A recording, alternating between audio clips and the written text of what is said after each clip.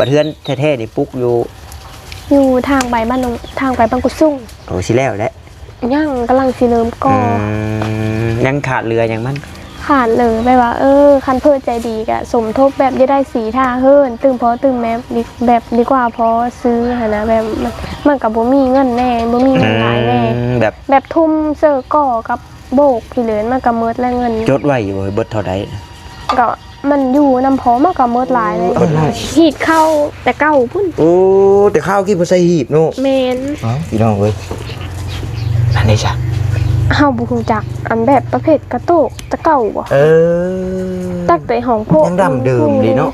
โยเหินแต่เก่าแต่เหิงและกระเบนนี่ก็เป็นโยฮอน100 ปีเลยกระเบนนี่ได้แม่นแต่แบบลุ้นเบิ่งเนาะขอจับหน่อย100 ปีน้องหากะลางเว้ยโอ้ยเป็นยังโอ้ยพี่น้องเลยเนาะนิวเป็นได้อายุซ้ำกันใช่ไหม15 ปีซ้ำกันน้องอันนู้นก็เฮ็ดเฟซกันติเฮ็ดคือกันเพราะว่าส่วนลายเห็นแต่เข้าคลิปน้ำน้องมีเน็ตแล้วบ่โชว์ FC เพิ่นติดตามบ่เพราะว่าทางบ่ต้าเองก็บ่เห็นส่วนลายมีเห็นเข้าคลิปน้ำน้องลิงเพิ่นเด้อมีเด้อเพจน้องเพิ่นก่อน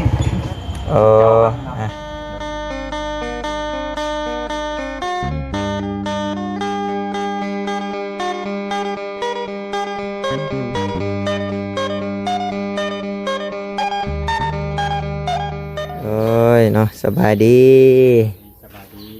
พี่น้องเลยเนาะหรือว่ามาฮอดมาถึงแล้วเฮือนน้องยังก็เฮือนน้องลิงบ่ลิงทางบ่าวหวดเป็นพามาเยี่ยมมาชมเนาะทางบ้านทางเฮือนน้องลิงมื้อนี้ถือว่าสาวงามประจำหมู่บ้านแล้วก็เป็นสาวผู้ไทยแล้วก็น้องเพิ่นเฮ็ดเพจอีกได้เนาะกาแฟกาแฟแล้วก็พอดีได้มาทางนี้ก็แวะมาเยี่ยมมาชมก่อนพี่น้องเลยเนาะกะจังได้จะมีแฟนไปนั่งใดต่อตอนนี้ว่าสิไปน้องอนงก่อนเพื่อนน้องอนงแต่ว่าอันนี้กะเดียวชุบไอ้พากันไปเพื่อนน้องอนงก่อนก็ได้ยันว่ามันคำเดียวสิอยู่เพื่อนน้องลิงเพื่อนก่อนอยู่ถ่ายคลิปน้องเพื่อนอยู่นิทาก็ได้มันจังบริถากันนะโดยเอ้าท่านตามสบายใช่โดยน้องอนงก่อนโดยโอเคสาพี่น้องเลยเนาะทางบ่าวต้าเองก็ตอนนี้อยู่บ้านน้องเดินเด้อพี่น้องเด้อห่างจากบ้านน้องน้อยมา15 กิโลพี่น้องเนาะห่างจากบ้านน้องน้อยมานี่กะทางบ่าวหวดเพิ่นว่าชวนขึ้นมาหาเคสทั้งนี้พี่น้องเนาะแล้วก็มาแวะเฮือนน้องลิงพี่น้องเนาะเฮือนน้องลิงที่ว่าเพิ่นก็เฮ็ดแฟนเฟซเพิ่นก็มีเฟซเป็นจังไดเพิ่นตั้งช่องตั้งเฟซคือกันเพิ่นก็ได้เนาะเขาติดตามเพิ่นแน่เพิ่นว่าเฟซน้องลิงว่าซั่นตอนนี้ทั้งน้องนิวเพิ่นยังพาน้องเพิ่นออกเลาะทงเลาะทาอยู่เนาะจักหน่อยน้องเพิ่นเข้ามาพี่น้องเอ้ยก่อนอื่นก็ขอกราบทักทายสบายดีกับพ่อแม่พี่น้อง FC กันเบิดสุขคนเด้อพี่น้องเด้อบ่ว่าอยู่ทางฝั่งลาวฝั่งไทยหรือว่าทางต่างประเทศนำเนาะการยินดีต้อนรับเข้าสู่ช่องของบ่าวต้าบ้านเฮาคือเก่าพี่น้องเลยทีนี้ก็คอยขับลงแรงอยู่ได้เนาะพี่น้องเมื่อวานนี่ก็จน8-9 โมงพี่น้องเนาะแต่ว่า8 โมงเกือบ9 โมงนะบ่าวต้าฮอดเฮือนเมื่อวานนี่พี่น้องเลยทำโยนี่ได้ฉันได้มาเลยเนาะพี่น้องเนาะตอนเมื่อน่ะมันก็เว้นอยู่ดอกแต่ว่าเพื่อเมื่อเฮือนฮอดหยังมันก็นี่แหละทำมืดตื่นตาด้านเฮือนซานน้องเพิ่นก็นี่แหละพี่น้องเลยอันนี้เป็นเฮือนมูลว่าซั่นเนาะเป็นเฮือนมูลน้องเพิ่นแต่ว่าซาได้ยินน้องเพิ่นเว้าในช่องบอลี่นี่เพิ่นเฮ็ดเฮือนใหม่ได้พี่น้องเนาะแต่ว่าน่าจะอยู่นอกบ้านพุ่นเบิ่งเนาะเพิ่นเฮ็ดเฮือนใหม่ว่าหมู่บ้านเพิ่นนี่มีพี่น้องเนาะมีแต่เฮือนไม้พี่น้องเลยมีแต่เฮือนไม้โอ้เนาะมีแต่เฮือนไม้หลังใหญ่ๆโอ้เนาะเดี๋ยวจังหน่อยน้องลิงย่างขึ้นมาพี่น้องเพิ่นยังพาน้องนิ้วลงไปเลาะทงไห้ทงหน้าทั้งไห้ทั้งหน้าเพิ่นพี่น้องเลยจริงตัดพี่น้องเลยก็บ่ฮู้ว่าได้บ่ได้ลองใส่ไม้ครั้งแรกนิ้วแต่ว่ามันได้นี่มัน มันแล่นบ่น้อง แรงได้ แบบว่ามันแล่นนั่นน้ำไม้ยัดๆบ่ บ่แรงบ่คือไม้ตัวเก่า อ๋อถือว่าได้เนาะเอาได้บ่ได้ได้บ่ได้ก็ต้องได้แหละพี่น้องเนาะบ่ได้กับมื้อหน้ามาใหม่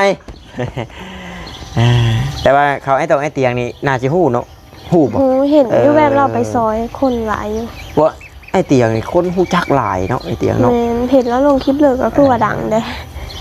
กระเทินได้มาเยี่ยมมายามทั้งนี่แล้วก็เป็นได้จะน้องทั้งบ้านก็มีแบบว่า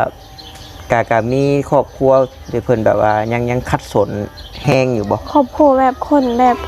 งานอันนั้นน่ะบ่ โดยผู้ที่เพิ่นว่ายังลำบากสินะแบบว่าข้าวน้ำจำปากระแทบสิบ่มีกินสินะเกิน ก็มีได้ มีบ่ แม่น เพราะว่าสาเหตุที่ขึ้นมาทั้งนี้แล้วก็ทั้งเบาหัวเนาะเพิ่นก็แนะนำขึ้นมาหาเคสทั้งนี้แล้วก็ต่างมาแวะหาเจ้าเพิ่นว่าชาวลิงบ้านหนองเดินเนาะคนงามประจำหมู่บ้านสำหรับเพิ่นนี่เพิ่นว่าสุดๆเลยได้เพิ่นว่านะแม่นบ่ว่าซั่นไก่ลูกไก่เมียแล้วเว้าซั่นตะจักว่าซั่นว่าอยู่ เพิ่นว่าก็น้องเพิ่นงามอีหลีว่าซั่นเนาะจังได๋ล่ะนึ่งข้าวนึ่งน้ำแล้วล่ะบ่ แม่นนึ่งข้าวล้างถ้วยกวาดเทินแล้ว ยังแต่เกลือเป็ดคือเห็นแหบกระสอบอยู่สิดอก เป็ดก็น่าจะเยอะแล้ว ว่าแต่ชื่อช่อง YouTube น้องบ่ได้เฮ็ดบ่มี เฮาเฮ็ดแต่เพจได้ เฮ็ดแต่เฟซน้องลิงบ่ แม่นเพจน้องหลิงสาวผู้ไทย เพราะว่าเห็นอยู่พี่น้องเนาะเรือนเห็นอยู่น้องลิงสาวผู้ไทยแบบผ่านการสร้างรายได้อย่างเรียบร้อยแม่นบ่เนาะ แม่นผ่านแล้วแต่ว่าส่วนหลายเพจมันบ่ได้เงินก็เป็นน้ำยอดวิวบ่หลายคันยอดวิวหลายก็จะว่าได้เงินอยู่ เป็นได้เคยช่วงนี้ลุ่งอยู่บ่แบบปังอยู่บ่บ่ปัง บ่ปังบ่ได้เฮ็ดได้ล่ะบัดนี้มันต้องหาคู่จิ้นเด้หาคู่จิ้นมาลิ้นมาหยังแบบเรือเบาไทยบ่เรือเบาโน่นนี่นั่นแบบแล้วเพจเฮามันเป็นเพจถ่ายตัวเองแบบใช้ชีวิตไปวันนั้น ยันว่าแบบถ่ายกระเนงโน่นนี่นั่นก็แล้วแต่ได้พี่น้องเนาะแล้วแต่แบบคอนเทนต์ให้มันเนาะอะไรกันเนาะแต่คือน้องเพิ่นนี่แบบทรายถ้าเจ้าของแล้วก็เฮ็ดอยู่ครัวกินแบบบ้านๆนะสาวบ้านๆนะอายุจักปีแหละ เฮาน่ะอายุ15 ปี 15 ปีเราสำเดียวกับน้องบอต้าได้สักพี่น้องเนาะไทยหน้าได้บ่นี่ ถ่ายบ่ได้ แต่ดำหน้าไว้แม่นบ่ ก็บ่ไหวก็พอได้ ก็พอได้อยู่บ่ไว้ ไว้หลายก็เมื่อย ไว้หลายก็เมื่อยตอนนี้ก็คือสิเมื่อยอยู่ไปนั่งก่อนก็ได้เพนเพิ่นได้เนาะพี่น้องเนาะไว้หลายก็เมื่อยเพิ่นว่าเป็นได้พาผู้บ่าวลงไปเลาะทงเมื่อกี้นี่ พาผู้บ่าวไปสำรวจว่าสิถ่ายหน้าได้หรือบ่นะ หน้าเจ้าเองเลยบ่ บ่แบบหน้าเมฆนะหน้าเมฆทางแต่ว่าเฮ็ดเป็นหน้าพระเจ้า ยันว่าหน้าเจ้าเองสิดอกบัดหน้าเจ้าแท้อยู่ทางใด หน้าเฮาพุ่นหมู่พุ่นหน้าห้วยไหลไก่ ไปทางบ้าน ไปทางพวกเฮาก็ว่ามีเป็นแต่ว่าเฮ้ลูก ลองว่าเบิ่งพอแถวนี้อ้ายเคยแบบกับผ่านๆอยู่ ไปทางบ้านหนองบู่ ทางบ้านหนองบัว หน้าก็ไม่ได้หลายนะแม่ว่าอันเอาแบบเป็นหน้ามูนแล้วก็ปัด มันไปทางกุดกระโซ่บ่บอก กุดกระโซ่ใช่ไหมกุดชุ่งบ่ กูกุดซุ้ง แม่น ไปทางนั้นบ่ แต่หน้าไม่ได้หลายได้หน้า2-3เฮ้แม่ว่าเป็นหน้ามูนแล้วก็ปั่นเป็นหน้าของผู้เจ้านะหน้ามูนพอมูนแม่แล้วก็ปั่นมาเป็นหน้าของพอนะ แล้วตอกกระแตกหลายขายนะน้องขาย มือหน้ามือไหนได้สา ขายชื่อบ้านเติมเงินก่อนนะ บ่มีบ่เติมเด้อคะแนนมีหน้าเฮ็ดเพื่อกินข้าว ต้องมีหน้าก็ได้เนาะ แม่นค่ะบ่ได้หน้าก็บ่ได้กินข้าว เจ้าได้หน้าลายบ่ ก็เอาพอดีได้ บอกใช่ว่าได้หน้าลายได้อ้ายสิหาผู้บ่าวให้ เอาลายกับมือเนี่ย แถวซิโน่นี่มีคนหน้าลายเด้ออ้ายสิบอกกะยังเฮียนอยู่บ่ แม่นเห็นบ่ได้เห็นเฮาเว้าผิด ออกเลย แม่นเฮาออกแต่ม.3 เป็นได้คือเผาออกเถอะ เว้าบ่ได้ เป็นได้ เว้าบ่ได้ บอกบ่ได้สงสัยแน่นี่สงสัยไปบินต้นบกต้นไม้น้ำนั่นแหละเพิ่นห้ามไปนะเพิ่นเนาะบ่เป็นหยังเนาะกะทางครอบครัวน้องอยู่กันจักคนสักปัจจุบันอยู่เพิ่นนี่น่ะน้อง2คนแล้วก็พ่อแม่แล้วก็เฮากายหันป้าลุงเพิ่นเขาก็มีเฮือนเป็นของตัวเองเขาไปอยู่นำโพเฮือนตัวเองเฮือนเขาแต่ว่าเจ้านี่เป็นลูกผู้ที่กลางเป็นลูกกกเฮาเป็นลูกกก กกเลยบ่นี่ เออ พอเฮาน่ะเป็นน้องไส้ล่าเฮานะ เออแต่ว่านี่เฮือนเจ้าเลยหรือว่าเฮือนมูล เพิ่นมุ่น โอ้ แม่น เพราะว่าจากที่คือได้ยินบริว่านี่เป็นเฮือนมูลฉันนะบัดเฮือนแท้ๆนี่ปุ๊กอยู่ อยู่ทางไปบ้านนงทางไปบางกุสุ่ง โอ้สิแล้วแหละ ยังกำลังสิเริ่มก่อยังขาดเรืออย่างมัน ขาดเลยไปว่าคันเพิ่นใจดีก็สมทบแบบจะได้สีท่าเฮิรนตึงพอตึงแม่แบบดีกว่าพอซื้อหั่นนะแบบมันก็บ่มีเงินแน่บ่มีเงินหลายแน่ แบบทุ่มเสื้อก่อกับโบกพี่เหลือนมันก็เมิดแล้วเงิน จดไว้อยู่เบิดเท่าใด ก็มันอยู่นำพอมันก็เมิดหลายเลย เบิดหลายอยู่เนาะ แม่นเพิ่นสิได้มาหลังนึง เพื่อนใหญ่บ่จักแมทคูณจักแมท เฮาบ่ได้แท้เพราะมันบ่แม่นเฮาบ่แม่นอันนั้นเฮาบ่ได้ซื้อแท้แต่ว่าชื่อว่าเฮิรนนะเฮ็ด3ห้องแล้วก็มันก็ใหญ่เติบ เจ้าจังหวัดยังเหลือแต่4อ้ายก่อกับท่านได้ก่อครับ คือกันแล้วก็บ่ทันแล้ว เอาบ่ทันได้ก่อกัน แต่กำลังสิเยอะเริ่มเยอะก่อน อ้ายก็มีแต่บอกบันกองเจิดเทินช่ำนี้ก็ยืมก่อน บ่มีคือกันเลยลิงจ้ะ เฮ็ดได้ซะเนาะพันดียังอยู่บ่เมื่อคืน คืนนี้บ่ได้ฝันนอนรับสบายไม่ได้ฝันพี่เลย บ่มีผู้กลัวเนาะรับสบายเนาะ แม่นฝนตกฝนไม่ได้ตกถ้าฝนตกแห้งกระเต็กนอนมน พี่น้องเนาะ FC เพิ่นว่าเบาตามักถามแต่เลขว่าซั่นถามเพื่อพ่อแม่พี่น้อง FC ดอกพี่น้องเรียนว่าเพิ่นอยากชื่อเนาะผู้ถามนี่ก็บ่ได้คอยถูกดอกพี่น้องก็แทบเว้าซื่อพี่น้องเนาะเว้าซื่อก็เว้าแล้วก็เกลือเป็ดเอาซะไปเนาะยันเพิ่นอยากนะคำเข้าพี่น้องเอ้ยป้าฉันน้องตามสบายเด้อหาเกลือเป็ดเกลือไก่อ้ายก็สิทายให้ FC เบิ่งชมเลยเอาเฮ็ดแบบคือเจ้าเฮ็ดเอาแบบธรรมชาติเลยขับอยู่เฉยได้เนาะส่วนหลายมีแต่แบบแม่มากจังเกิด เปลืองเข่าบ่น้องเปลืองเข่าเปลืองห้ำบ่ คือห้ำแต่ว่าบ่ฮู้จักห้ำเชื่อแม่ถือไปหน้าบ่จักเพราะว่ามือ จะว่ามันเปลืองให้อ้ายแน่จะขู่อ้ายขอแน่ ขอเพิ่นละวะ ฮะ ขอห้ำบ่ บ่ได้ขอเป็ดนี่แหละมันเปลืองเนาะอ้ายสิเอามาเลี้ยงซอย เป็ดพอเป็ดแม่หลิงบ่แม่นเป็ดหลิง บอกเพิ่นเด้อบอกว่าอ้ายฝากขอมาหามื้อเดียวสิขอเป็ดเลย ว่าเฮาสิเกิดข้าวสารเนาะ นั่นแหละก็ได้อ้ายขอขึ้นไปเบิ่งได้บ่นี่นี่ได้แต่ว่า ได้บ่ ได้แต่ทาง เอาได้บ่ได้ก็ขอขึ้นในเด้อพี่น้องเด้อเนาะเบิ่งว่าที่ขึ้นหัวขั้นใดขั้นดางขึ้นมาชำนี้ชื่อเพิ่นกะสิบาปหมายจะโทษบ่เนาะ เอาน้อง หีดเข้าแต่เก่าพุ่น โอ้แต่ข้าวกินบ่ใส่หีบเนาะ แมน พี่น้องเว้ยอันนี้จ้ะ เฮาบ่ฮู้จักอันแบบประเภทกระโตกแต่เก่าบ่ตักแต่ห้องโพ ยังดำเดิมดีเนาะ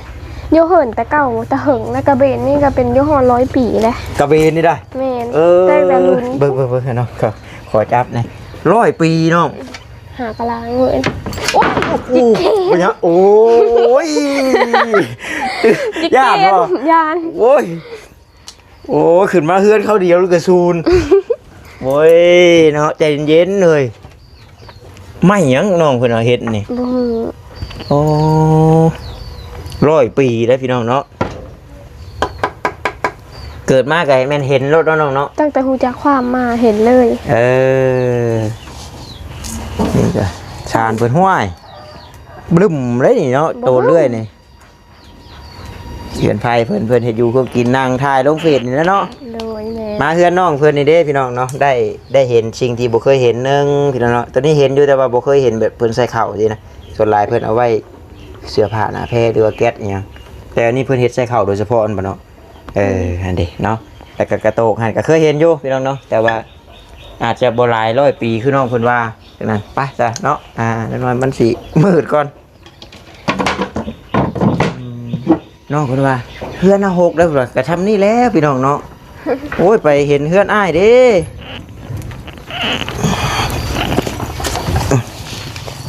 ใช้สะโพเมคือคำแท้ยังบ่ทันมาอยู่บ่ ยัง หรือว่าเพิ่นนอนพุ่นบ่ บ่มีบ่นอน เพิ่นมาพอดีแล้วขอเลยเป็ดเฮาได้ยินน้องลิงว่าเปลืองข้าวว่าซั่น หะเกิดห้ำแต่ว่าห้ำอยู่สิเด้อ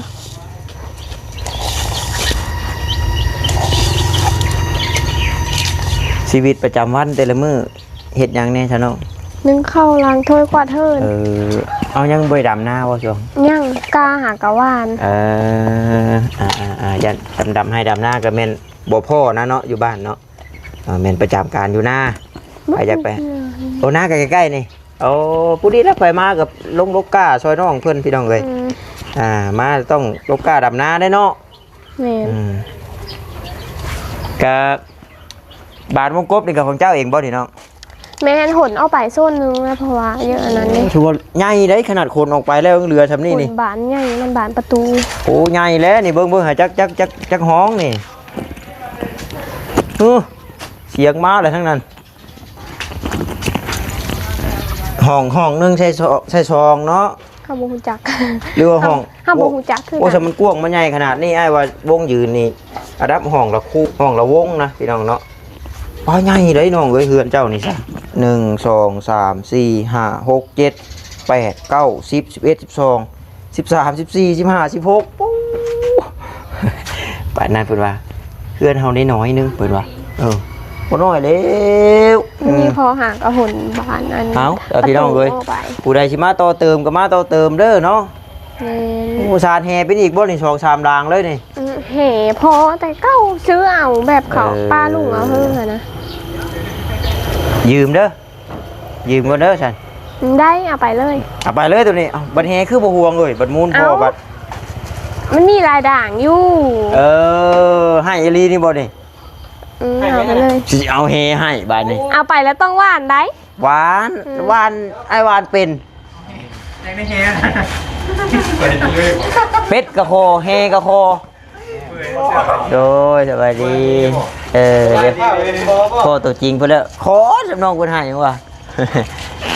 มาใกล้ๆกันนี่ก็ได้ เท่กัน โอ้มัน ใช่คอยว่านะ เอาไปเลย เปิดแฟบ กระโปงตักเข้า หล่อมเว้ยมอด ใช่น้องเป็น อ มายามกัดพี่น้องเลยเนาะนิวเป็นได้ไดอายุซ้ำกันใช่ไหม15 ปีซ้ำกัน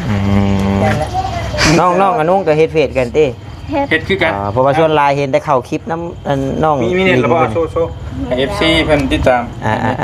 บ่เพราะว่าทางบ่ต้าเองก็บ่เห็นส่วนลายมีเห็นเข้าคลิปน้ำน้องลิงเพิ่นเด้อ มีเด้อเฮ็ดอ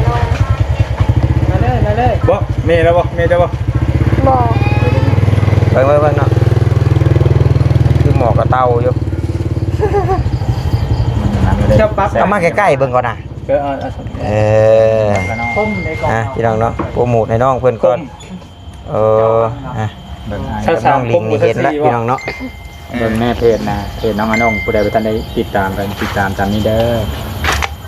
นี่อนงสาวผู้ไทย ที่ฮอดแซ่แล้วเอ็ดน้องหลานบ่ เคยเห็นชุมอ้ายอยู่บ่ซั่น ขึ้นแล้ว นอกจากที่เพิ่นเราบ่เคยเห็น มันอะไร มีแต่ให้ติดตามอย่างเดียว ส่วนใหญ่ก็จะเห็นในเพจ เห็นอยู่แบบว่าแต่ว่าแบบเห็นแต่ถ่ายคลิปลงเห็นได้ยินแต่เพลง ว่าน้องเพิ่นก็จื้อแต่เสียงเพิ่นว่าเฮาจื้ออยู่เสียงว่าดอกว่า บ่จื้อหน้าบ่รู้จักหน้า ผมเจอ บอกจัง เจอหน้าต้องเอาหน้าเข้านั่นเน่คือจะบ่ได้เอาหน้าเข้า ต้องไปพิมพ์หน้าไอ้เตียงละมา เนาะ เอ๊ะ ไอ้เตียงไปทางใดคนก็ฮู้ไอ้เตียงนี่ ข่อยเป็นเครียดเลย แปะกระดาษไว้ ไปอัน ขอหลายฮู้ดิเซ่ตินิวบัดน้องนิว ทำเมื่อกี้นี่ก็ถ่ายรูปเดี๋ยวน้ำเพิ่นวะ บัดน้องนิวก็เบาเหงาโลดคือบ่เห็นไปถ่ายเนาะอยู่ว่า ทำสิเด้อทำดิจ้ะ ให้เต็ม คนติดถับ รับตี้บัด เอามาเมิดแล้วบ่เฮาบ่ได้ตามข่าวเลย ยังจะคน ยัง2คน ทั้งสอง เอามาได้แล้วบ่2คน ยังอยู่ ยังมีชีวิตอยู่บ่ ฮู้ได้ล่ะเอ้ย เจ้าว่าความคิดเจ้าว่าสิเป็นจังได๋สภาพเราตอนนี้ เพราะว่ามันหลายมื้อเลยนะ ขนาด 5 คนนั้นเขายังแบบบ่ได้กินข้าวซะนะเขายัง โคน้องล่ะ ซั่นนั้นแหละ เนาะ แต่2คนนี้เขาก็ อ้ายว่าถ้าว่าเพิ่นนี่ก็อุ้ยเนาะบ่แบบ แต่มีชีวิตรอดกะโอ้ดีใจนำ สุดๆเลย แล้วคือว่าจะพาไปเบิ่งยังไปเบิ่งใช้มันสิทันบ่ตอน หน้า น่าจะทันอยู่มั้งทันอยู่ เอาไป ไปน้องเพิ่นว่าจะพาไปเบิ่งวิวมาซะ วิวตะเวนตกแล้ว ไปก็ไปแล้วเนาะ บ่ได้เป็น โรงงานกระโปรงตรง พี่น้องเนาะ ทางออนไลน์ เสื้อก็เจ้าใส่นี่บ่ บ้าน บ่ เพิ่น บ่มีอันนี้ ก็คือเขาน้องเพิ่นก็คล้ายๆคือสาวโตเกียวสาวซุกนี่แหละพี่น้องเนาะแต่ว่าสาวซุก สาวโตเกียวเพิ่นแบบเฮ็ด YouTube สินะแต่ว่าคือน้องเพิ่นก็แบบ บ่เคย คือในบ้านน้องเดินนี่แม่นน้องเพิ่น2คนนะที่ว่าแบบดังๆในบ้านนี่สินะแต่ประมาณนี้แหละพี่น้องเนาะ ดินได้ป่ะ แต่ บดใดก็ได้ป่ะ บดแบบดินเลยนะ ติดเนาะ บ่ บ้าน เคย ต้ ลิ้ อง น หับปากก็ว่าได้ป่ะบดเสาบดอกหักบด บ่ฮู้แน่ก็ต้องทดสอบต้องลอง ต้องล ต้อง ง เฮ็ แล้ว ด เนาะโอเคไปเลยจังหวะกัน สิหาให้น้องเพิ่นลีนบดในอีกละบาทนี่ อ๋อ โตกิโตมีบ่เฮ้ย ว่ามีเพลงนะ เพราะอันคะแนนบดโต๊ะขี้ต้มนี่เขาเฮ็ดบ่ได้ เฮาก็เฮ็ดบ่ได้คือกัน หนาวนะน้อง เขาแสดงให้บ่ได้เอาอีต้นน้องไป เออล่างออกเฮ้ย สิได้ FC ให้เฮาอีกแล้วดิ ตำขี้ต้มที่ซื้อ ว่า ป้ามันสิข้ามไปมองได้สิพาช่วยไปมองได้ ไปได้แฮง แฮงชิ่งอยู่เนาะ โอเค ว่านี่ไอรีจะเมื่อบ่ทันเมื่อวานนี่ วันนี้นะครับมาเยี่ยมๆเนาะเป็นต้นเท้าไป ไม่หยังโอ้ลงมาพี่ก่อนสิเฮากะโอ้เนาะอันนี้บ่ คันและคันแม่นยังแรกๆเดี๋ยวจัง อยากไปครัวกันก่อนไป อ๋อเพิ่นว่า มันจะขู่จะหา โคยาบอกฮักเด้อ ใช้ยังมีครัวอยู่บ่ฮะเออ คำลำลือเลย อุ้ย เอาไว้ อุ้ย อ๋อแมงนี่ห้องดังเลยเนาะ จัดกัน อืม เฮงเร่งเอ๊ะเดี๋ยว มาตาว่าทาง แม่นฝนบ่ได้สู้ตกเลย มันเป็น ตกก็แบบว่าหึงๆตกเท่านึง เลิงเนาะ คันฝนตกดูป่านนี้ดำหน้าแล้ว มันต้องมีใครมาเติมเต็มนะไอ้หวังแรงชุ่มชื่น น่าจะแมนน้ำขี้ควาย ว้ายเอาตังค์มาติดเอาเนาะเฮ้ยมันห้องดังเท่านี่ เหม็ด ตรวจอยู่ หอมมากเลย หอมมากเลย เอาเป็ดไผเฉยนะ เป็ดเขา รักคุบนะ เจ้า ระหว่างขู่ฮักได้ ยังไปให้ไปหน้าแค่นั้นแหละ เพราะว่ามันจะหัก พี่ได้อยู่หรอวะ ตัว เบิ่งแน่หุ่นเจ้ากับหุ่นน้องเพื่อนนั้นอย่าไปเสี่ยงเลย ไปเลย บ่ ใส่ได้อยู่ ยานนำมาถึง ตัวพุ่นน่ะสิบ่ได้ตัวพุ่น บอตัวพูดน่าจะบ่ได้เพราะว่ามันจะหัก ไอ้ว่าปีงคือสิหลายเนาะ โอ้ชอบตาราง หลายจริงน่ะ ขนาดนี่ หลาย ควายลงที่นี่ปอโท หลาย ย่านบ่เจ้าย่านบ่ ย่านนั่นแหละ แต่ขนาดกิเกียนยังพ่งโด่งลง มัน เนาะ ยังทิมเลย เจ้าว่ากระโตกแตกย้อนอ้ายไปจักว่า ฮะ กระโตกแตกก่อนหน้านั้นบ่ แตะง่ายกระตุก กระตุกเตะ มันแตกก่อนหน้านั้นบ่ ก็เขาไปเขาเอิ้นกระเบน กระเบนเออ แล้วน้อง ใช่แล้วนะ มันแตกก่อนหน้านั้นตีหรือว่า แม่ พวง มัน ลุง แตะก่อนห บ่ น้า น้อยใจได้ถ้ามันแตกอ้ายมาเลยกระเบนแตก อันนี้ฮะ มันคือยังก่อน เอากระปุกมะพร้าว ยังถือว่าอยู่ดิเพิ่นก็ได้ ตักลงมาเกิดเป็ดเกิดไก่ เอาหมักเผาวคือสีทองอามรามอยู่บัด นั นะ กเข้า จักกระปุกมะพร้าวเลย เบิ่งหาเนาะ แต่มันเก่ง มันคือเป็นแนวนี้เนาะ เราฝนปุญญาจีแค่นี้ของโพเฮ็ดตะเก้าพูนี่กะ โพกะเสีย เนาะตักลายจนแบบ ๆเข้าดูๆเด้ มันก็เก่ง สีทองจนเกลี้ยงพี่น้องเอ้ย มันถูใส่ข้าวสาร ฟาดเข้าสักบาทบ่เนาะ อุ้ย ปลาแทนก็ได้ไหม มา จุนขึ้นพร้อมบ้านเลยได้น่ะ ป้าเฮ้ยพอแล้วก็เดี๋ยวสิได้ย่างขึ้นก่อน ไปใช้ นั่นแหละถึงพุ่นละ จอกก่อนบ่ ฮะบ่ก็บ่ได้ออกก่อนดอก เจ้าอยู่ง่าย มันมาแล้วเพราะว่า ทำอยู่ไงคนงามใดอะไรก็งามหมดแล้วนี่ โอ้ถ้าว่าคือแต่เว้นแย่ใช่นี่เราว่างามเราน้องเรา จุ่มเรามัก เดินบ่ จุมเราหมักลงมาถ่ายรูป กล้วยว่ะ น้ำมันเข้มข้นคือกระแลมเลย น้องฉันขอไม้ก็ได้มันเว้าน้ำกันหลายคนมันจังมันได้เลย จำเสียงบ่ดังพังบ่ชัดก็เน้นน้ำไม้เด้อพี่น้องเด้อใส่เทอแรก ดีนะจุงโง่ขี่กล้วยทั้งคนโง่พาเข้าไป บัดเฮือนเจ้าอยู่ใช้ซะน้องคือเห็นพากันย่างไปพุ่นไก่บ่ อยู่หน้าทางมีกันทาง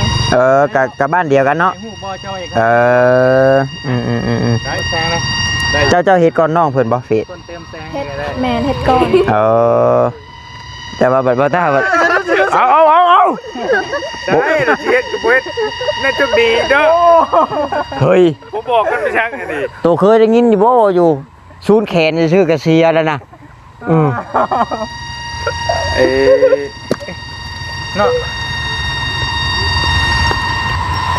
มาเด้อสาราเด้อผู้บ่าวผู้สาวเบิดสุขุสุขคนเอาบายบายแน่บายบายแน่ต้องเห็นบุคคลจังคือโอ้ย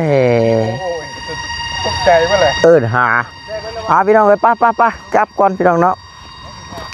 จังใดกะขอบบุกขอบใจพ่อแม่พี่น้อง FC เนาะที่เข้ามาเบิ่งมาชมแล้วก็บ่กดข้ามโฆษณาพี่น้องเอ้ยไปละพี่น้องเนาะเงาะละชวนหมู่เมื่อหมู่บ่ฮอเมื่อนี่เอาสบายดีเด้อพี่น้องเด้อบ๊ายบาย